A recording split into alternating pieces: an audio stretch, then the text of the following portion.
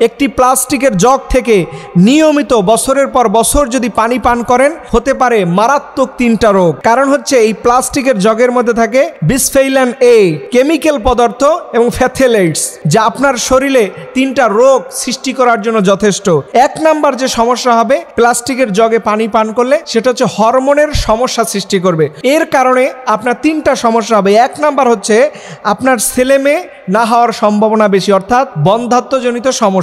দ্বিতীয় নাম্বার হচ্ছে ওই জগ থেকে নিয়মিত যদি শিশুরা পানি পান করে তাহলে শিশুর মানসিক ভারসাম্য এটা আস্তে আস্তে নষ্ট হয়ে যাবে এবং তার মানসিক বিকাশটা বন্ধ হয়ে যাবে। তিন নাম্বার হচ্ছে থাইরয়েড জনিত সমস্যা হবে এবং দুই নাম্বারে যে রোগ হবে সেটা হচ্ছে ক্যান্সার হবে। এর কারণ হচ্ছে এই প্লাস্টিকের জগ থেকে কিছুদিন যাওয়ার পরেই মাইক্রোপ্লাস্টিক ওখান থেকে মাইক্রোকণা বের হয়। এই মাইক্রোকণাগুলো এত সূক্ষ্ম হয় যেটা আপনার পুরো শরীরকে অ্যাবজর্ব করে ক্যান্সার রোগের উৎপন্ন করে। সর্বশেষ এবং তিন নাম্বার হচ্ছে আপনার কিডনি এবং লিভারের সমস্যা হবে। কারণ একটা গবেষণায় দেখা গেছে যে প্লাস্টিকের বোতল, প্লাস্টিকের জগ, প্লাস্টিকের পাত্র থেকে বিষাক্ত উপাদানগুলো বের হয়, সেগুলো কিডনি খুব সহজে রিফাইন করতে পারে না।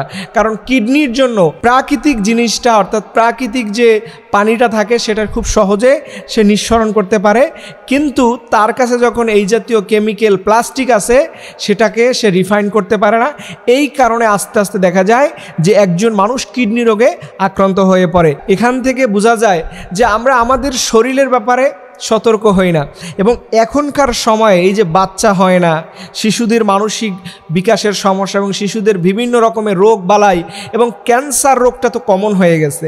এর জন্য আমি আপনাদেরকে বলি যে প্লাস্টিকের পাত্রে পানি যত কম খেতে পারবেন এটা ভালো, তবে আপনি কিসে খাবেন? এর জন্য আগেকার যুগের যে সিলভারের জগগুলো ছিল, তারপরে আপনি মাটির যে পাত্রের জগগুলো ছিল, ওইগুলোতে যদি নিয়মিত পানি পান করতে পারেন এটা খুব ভালো। তাহলে চেষ্টা করবেন মানে ধাতব্য পদার্থ, স্টিল, সিলভার এই জাতীয় পাত্রে পানি পান করা। এই জাতীয় পাত্রে পানি পান করলে আশা করা যায় যে জগ থেকে যে মারাত্মক যে কণাগুলো বের হয়ে আমাদের শরীরকে নিয়মিত ক্ষতিগ্রস্ত করে, এখান থেকে আমরা ইনশাল্লাহ মুক্ত পাবো।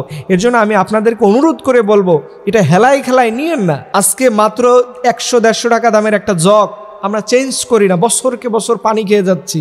ওখান থেকে দেখবেন এটার প্রমাণটা আপনি দেখবেন যে অনেক পুরানো যে প্লাস্টিকের চেয়ারগুলো থাকে না, দেখবেন যখন আপনি নখ দিয়ে আঁচড় করবেন দেখবেন যে প্লাস্টিকের কণা বিন্দু বিন্দু বের হচ্ছে। এই সমস্যাটা প্লাস্টিকের জগের মধ্যেও হয় যখন এটা পুরানো হয়।